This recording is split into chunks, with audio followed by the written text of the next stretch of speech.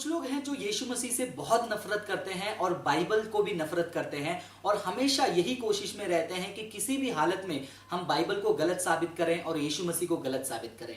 ये वो लोग हैं जो कभी खुद अपने हाथों से बाइबल को निकालकर ईसायत क्या है, यीशु कौन है और बाइबल क्या कहती है कभी पढ़ते नहीं हैं और खुद रिसर्च नहीं करते हैं।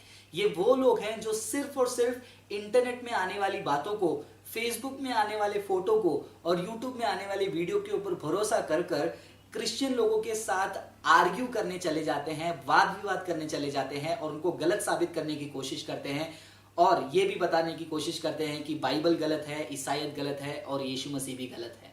ये वो लोग हैं जो समय नहीं निकालना चाहते हैं जानने के लिए कि उनका बयान सही है या गलत है। लेकिन कुछ लोग हैं जो मन में ठान रखे हैं कि हम समझेंगे नहीं, हम चाहे कितने भी सबूतों को लाकर दिखाएंगे, हम अपने आंखों को बंद कर लेंगे, क्योंकि ये वो लोग हैं जो यीशु मसीह से नफरत करते हैं। ये वो लोग हैं जो सच्चाई से बैर करते हैं, रोशनी से डरते हैं। वैसे एक उदाहरण को आज हम लोग देखेंगे जो कि हम पढ़ सकते हैं मत्ती की किताब 10वां अध्याय वचन 34 से लेकर 36। ये वचन को लेकर आकर कुछ लोग ये कहने की कोशिश करते हैं कि यीशु मसीह शांति का राजकुमार नहीं, यीशु मसीह ये दुनिया में एक दूसरे के विरुद्ध लोगों को भड़काने के लिए आया। तो चलिए हम वो वचन को पढ़कर देखते हैं और जानेंगे उसका अर्थ क्या है। मत्ती 10वां अध्याय वचन 34 से लेकर 36। यह मत सोचो कि मैं धरती पर शांति लाने आया हूं, शांति नहीं बल्कि मैं तलवार का आवाहन करने आया हूं। मैं यह करने आया हूं, पुत्र पिता के विरोध में, पुत्री मां के विरोध में, बहू सास के विरोध में होंगे, मनुष्य के शत्रु उसके अपने घर के ही लोग होंगे। तो ये वचन में यीशु कहते हैं कि तुम ये मत सोचो कि मैं शांति देने के लिए आया हूं और शांति लेकर आया हूं, बल्कि मैं तलवार का आवाहन करने आया हूं, एक दूसरे के विरुद्ध लोगों को खड़ा करने के लिए आया हूं। तो ये वचन का मतलब क्या है? क्या यीशु शांति का राजकुमार है? जैसे हम पुराने नियम में और नए नियम में कुछ वचन पढ़ते हैं जिसमें लिखा है Jesus Christ is the Prince of peace. अगर यीशु मसीह शांति के राजकुमार है, वो शांति के दाता है, शांति लाए हैं दुनिया में, लोगों को प्रेम सिखाने आए हैं, तो क्यों उन्होंने ये वचन में ऐसे कहा कि मैं लोगों को एक दूसरे के विरुद्ध खड़े करने आया हूं और ये मत सोचो शांति लाया हूं बल्कि तलवार का आवाहन करने आया हूं। आगे बढ़ने से पहले मैं एक घटना आपको याद दिलाना चाहूंगा, गेत्सेमने का बगीचा।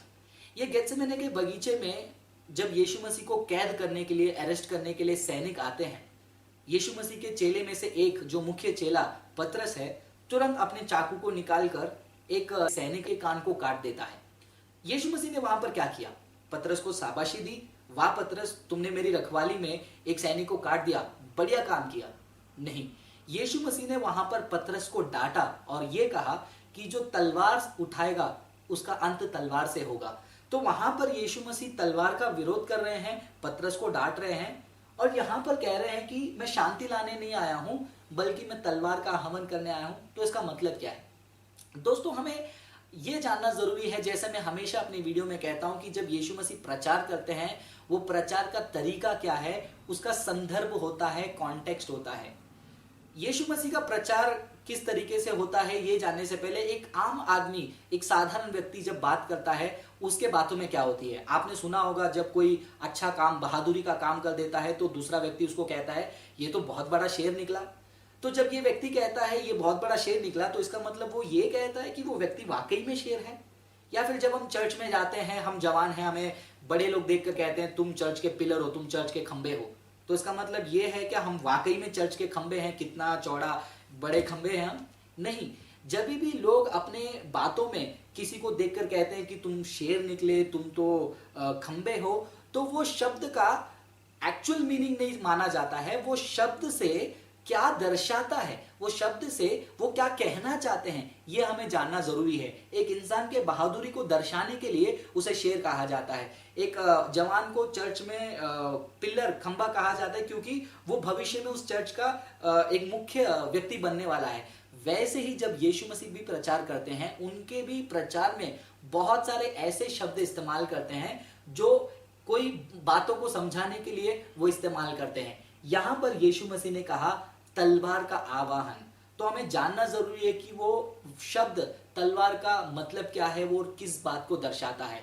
जब तलवार की बात करते हैं, तलवार किस लिए इस्तेमाल किया जाता है? काटने के लिए, अलग करने के लिए। आगे का वचन क्या लिखा है? आगे का वचन कहता है, पुत्र पिता के विरोध में, पुत्री मां के विरोध में, बहू सास के विरोध में होंगे, मनुष्य के शत्रु उसके घर के ही लोग होंगे।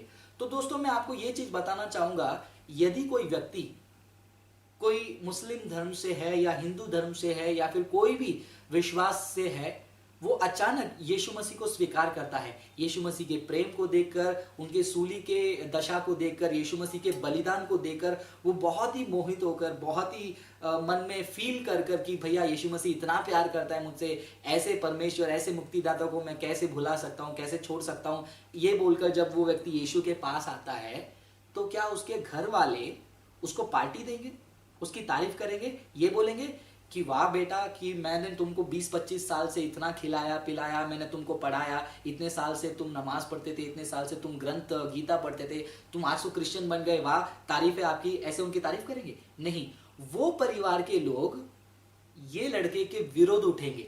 ये है वो वचन का मतलब। और वो घर वालों को लगेगा कि ये लड़का इतने साल से हमारे साथ था, आज खुद निर्णय लेकर हमारे विरोध खड़ा उठा है। तो ये वचन जो कहता है कि पुत्र पिता के विरोध में, यानी कि मान लो अगर पिता ने यीशु मसीह को स्वीकार किया या फिर पुत्र ने यीशु मसीह को स्वीकार किया, तो ऐसा हो सकता है कि पिता को लगेगा कि मेरा बेटा मेरे विरोध हो गया, या फिर पुत्र को लगेगा कि मेरा पिता मेरा विरोध कर रहा है, क्योंकि यीशु मसीह को स्वीकार करना। दोस्तों हम ऐसे बहुत सारे उदाहरण को देख सकते हैं जहां पर यीशु मसीह को स्वीकार करने के कारण परिवार वाले उस व्यक्ति का कत्ल तक कर चुके हैं। हम ऐसे भी उदाहरण देखते हैं जो घर से भी लोग निकाल दिए जाते हैं।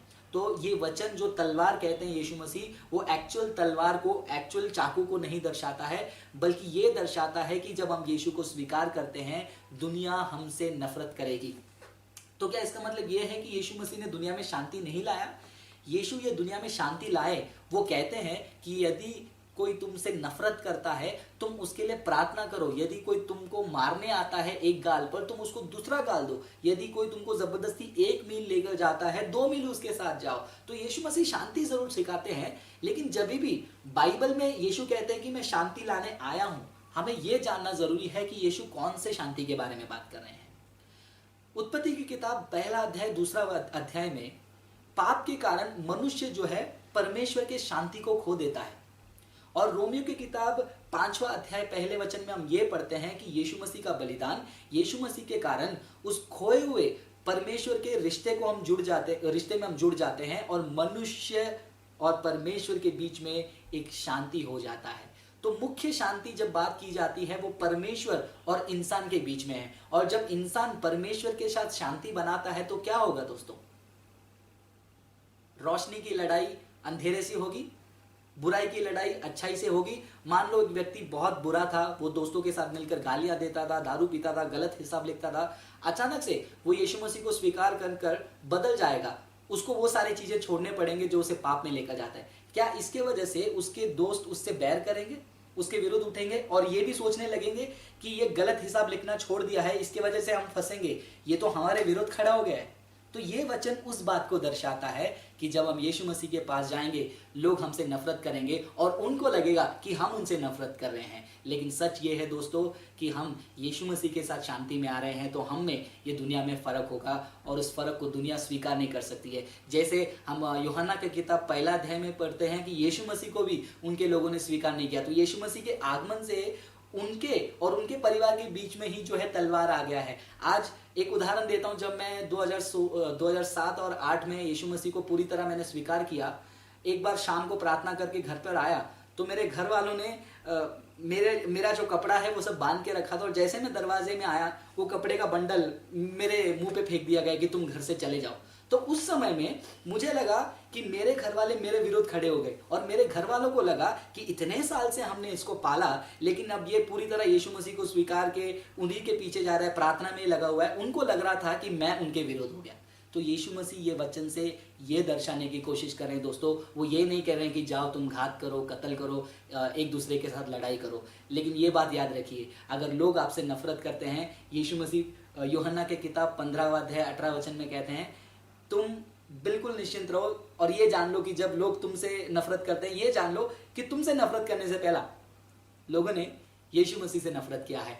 तो शांति की बात होती है परमेश्वर और मनुष्य के बीच में। तो ये वचन का संदर्भ ये है, ये वचन का मतलब ये है, जो सिर्फ और सिर्फ इंटरनेट के सहारे पे हैं, जो सिर्फ और सिर्फ यीशु मसीह को बदनाम करने में तुले हुए हैं, वो ये सत्य को सुनेंगे तो भी वो समझने की कोशिश नहीं करेंगे, कमेंट में फिर से गालियां लिखेंगे। हम प्रभु यीशु मसीह के प्रेम के लिए इस दुनिया में जी रहे हैं, लेकिन उसी समय हम ये दुनिया के साथ शांति नहीं बना सकते हैं, दुनिया के पाप के साथ शांति नहीं बना सकते हैं। जब दुनिया के साथ हम शांति नहीं बनाएंगे तो उनको लगेगा कि हम उनके विरोध हो गए हैं, हमारे विरोध वो हो जाएंगे। ये है मत्ती 10वां अध्याय वचन 34 से लेकर 36। तो खुशखबरी है जब यीशु कहते हैं कि मैं तलवार लाया हूँ, वो तलवार किसके बीच में है? वो तलवार अंधेरा और रोशनी के बीच में है, वो तलवार बुराई और अच्छाई के बीच में है, और ये तलवार अच्छा है। आप शब्द को उसके संदर्भ में समझिए। प्रभु आपको आशीष करे।